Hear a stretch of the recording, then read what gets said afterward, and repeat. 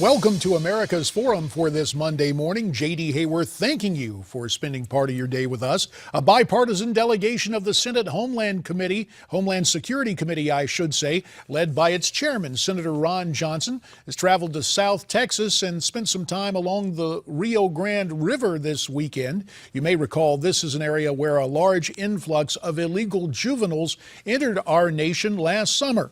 So, what are they finding as they continue to take a look at what's happening on the southern border? For more on that, we bring in Senator Ron Johnson of Wisconsin, joining us via telephone this morning from McAllen, Texas. So, Ron, you are still down in the border area. What have you learned so far? Well, good morning, J.D. Let's start with the good news. It was nothing short of a heroic effort by every public safety official down here, whether it's the Customs and Border Protection, local and state law enforcement, how they responded to this humanitarian crisis of the kids crossing the border last year and how they continue to respond to it. So I have to first give a huge shout out to the people on the ground here. But JD, past that point, it's not a very pretty picture. I mean, it is definitely different here in Texas versus Arizona. You've got the Rio Grande, you've got Mexican parks right across the river from American parks, and you've got Mexicans and other than Mexican waiting in the water, just biding their time, in many cases controlled by the drug cartels in terms of the flow of people that are going to rush the border when night falls. So this is a highly organized effort. So much of this is really all about drug trafficking, using the human trafficking to certainly divert, overwhelm the response of public safety officials who, again, are just performing heroically, but they're fighting a losing battle here, J.D. Well, mindful of that, we know that you have introduced a companion to a House bill on border security. Some criticism of that House bill because it asks for, quote, 5 years to get operational control of the border. With all the problems plaguing our border situation, doesn't it make sense, regardless of party, to devote resources now? And couldn't we gain operational control of our border within a year's time? JD, is going to be really, really tough. I'll tell you what when you're down here, when you see what works, you know it works.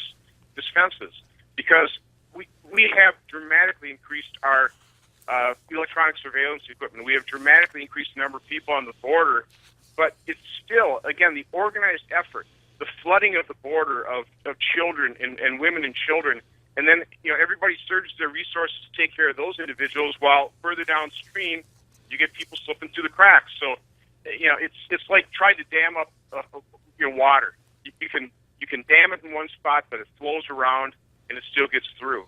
So it's going to be very difficult. Where do you construct fences? You've got these environmentally sensitive areas. You've got the Fish and Wildlife folks have bowed out branches, allowed the land to grow wild. So once you detect people, they can get into these very wild areas and go undetected. It's very difficult at night for I don't care how many agents you have down here to find these people. So no matter what you do, short of fencing, people are going to get through. But again, now you've got eminent domain. You've got people with property basically butting right up against the border and the river and the environmentally sensitive areas. So this is a huge problem. But you're only going to solve the problem if you start facing the very harsh realities of exactly what the geography looks like, exactly what the circumstances are, and here's a real key, JD, what our own governmental policies are that create the incentive for people to come here illegally, like deferred action on childhood admissions, like the fact that even when we apprehend people, what do we do with them? I mean, we basically process them and we send them throughout America, because the fact of the matter is we are not returning people at the rates we need to deter, for example, parents from spending about a year's worth of salary to subject their children to a horrendous journey on a train they call the Beast to come into America, because they've learned that once they get here, they are home free. And we have a minute remaining, so maybe 45 seconds, Ron. The Washington Times reports this morning the Obama administration has established a hotline for illegals to call to complain about their treatment by the feds. Have you heard about that? What's your reaction to that? We heard it repeatedly of Border Patrol agents going down.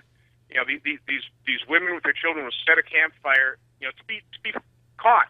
And when they get there, the women complain about, what took you so long? I've been sitting here for an hour or 3 hours. So come on up to the bus. No, bring the bus down to us. So there's an expectation created by our own government policies that, again, if you get into America, you're going to be treated humanely, which of course we will do, but you'll also be allowed to stay. So we have got to review those policies and understand that it's our own government policies that are creating an awful lot of the incentive, combined with our demand for drugs, that is really overwhelming our capability of securing our border. It is not a pretty picture. Ron Johnson stays with us. Jack Berkman will join us with co-hosting duties. You stay here too as we continue.